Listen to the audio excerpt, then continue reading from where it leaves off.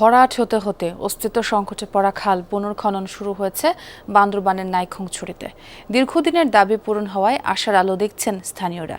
আসন্ন বর্ষায় জলাবদ্ধতা নিরসনের পাশাপাশি দুর্গম পাহাড়ে চাষাবাদে পানির সংকট দূর হবে আশা তাদের।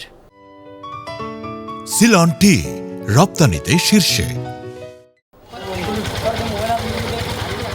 অপরিকল্পিতভাবে ভরাট ও সংস্কারের অভাবে নাইক্ষ্যংছড়ির এসব খাল অনেকটাই মৃতপ্রায়। পানি প্রবাহের পথ বন্ধ হওয়ায় অল্প বৃষ্টি হলেই ডুবে যায় চারপাশ।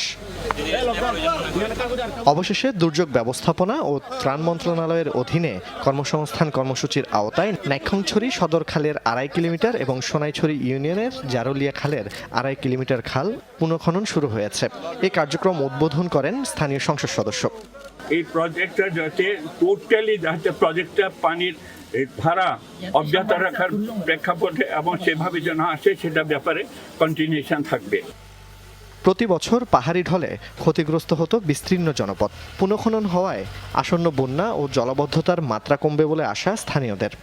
রোডের মধ্যে হাঁটতে পারি নাই, পানি, তারপরে কালটা যদি কেটে দিলে আমাদের ঘর বাড়িগুলো ভালো থাকবে।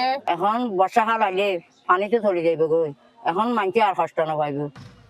পাহাড়ি এই অঞ্চলে পানি সংকটের কারণে ব্যাহত হতো চাষাবাদ, ফলে খাল খননের জন্য দীর্ঘদিন ধরে দাবি জানিয়ে আসছিলেন চাষিরা।